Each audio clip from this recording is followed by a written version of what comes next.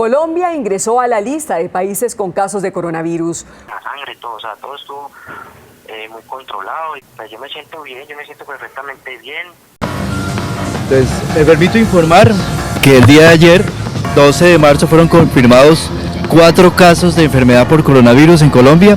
Con esto, la suma de afectados en el país por COVID-19 asciende a 13 personas. Un proyecto que busca validar modelos y patrones de diseminación que permitan anticipar en tiempo real la dinámica de la infección por COVID-19 en la población colombiana.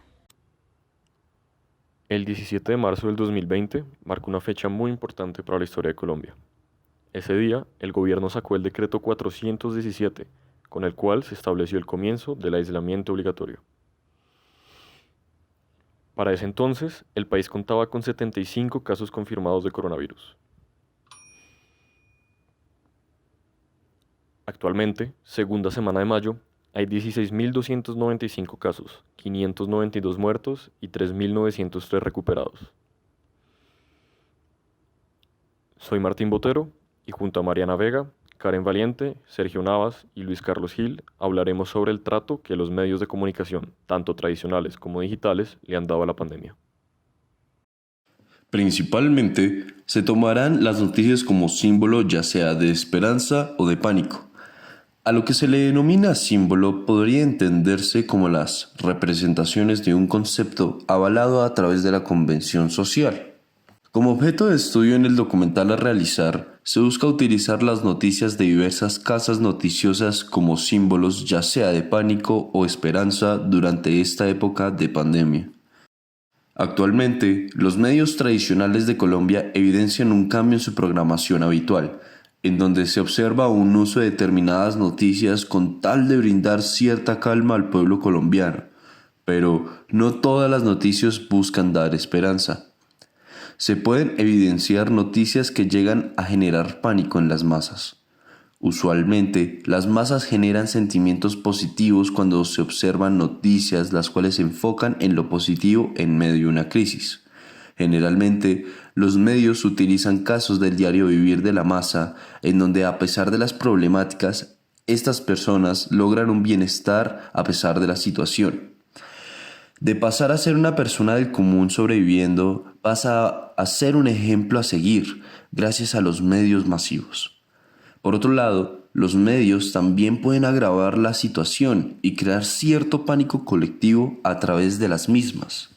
Ahora, las noticias que han de tomar ya no son esperanzadoras, sino que buscan mostrar todo de la manera más cruda posible y así provocar el pánico en las audiencias. Antes de la situación pandémica, los medios pasaban las noticias sin problema alguno. No había una necesidad de estar mostrando la cotidianidad de la gente, sino se enfocan en las noticias que pueden afectar a ciertas comunidades, la nación y el mundo en general.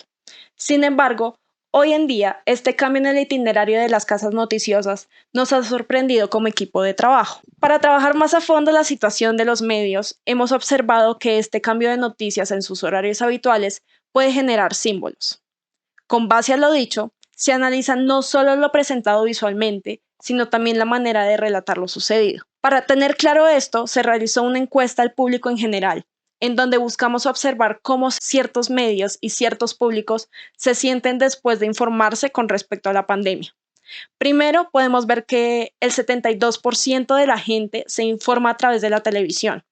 Ahora, teniendo el porcentaje con respecto a personas que se informan en medios tradicionales, tenemos que el 57.3% de las personas siente que las noticias le generan pánico, mientras que el 42.7% sobrante de las personas sienten que las casas noticiosas han generado una sensación de esperanza. Ahora, observando en un aspecto general de cómo se sienten las personas con respecto a la información general brindada, ya sea de cualquier medio, no encontramos que el 61.3% de la población consultada siente pánico. Esto nos muestra que en sí, los medios generan más pánico que esperanza al momento de hablar de noticias. Por otro lado, los medios digitales, ya sean redes sociales o páginas web, también se han tenido que adaptar a ciertos cambios interesantes. En primer lugar, notamos que las casas noticiosas sí le prestaban atención a sus páginas en línea en cuanto a contenido. Sin embargo, A causa de la virtualización general a la que la mayoría nos vimos obligados, estas han clasificado mejor su información y han creado enlaces directos para tratar los temas referentes a la pandemia y, en consecuencia, generar símbolos.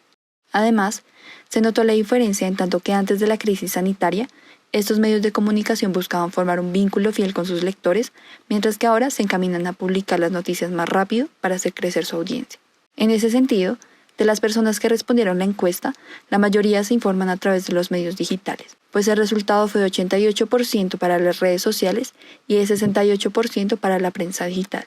Posteriormente, el 53.3% de las personas que se enteran de los acontecimientos por estos medios respondieron que el sentimiento con el que más se identifican es con el pánico, comparado con el 46.7% que se identifican con un símbolo esperanzador.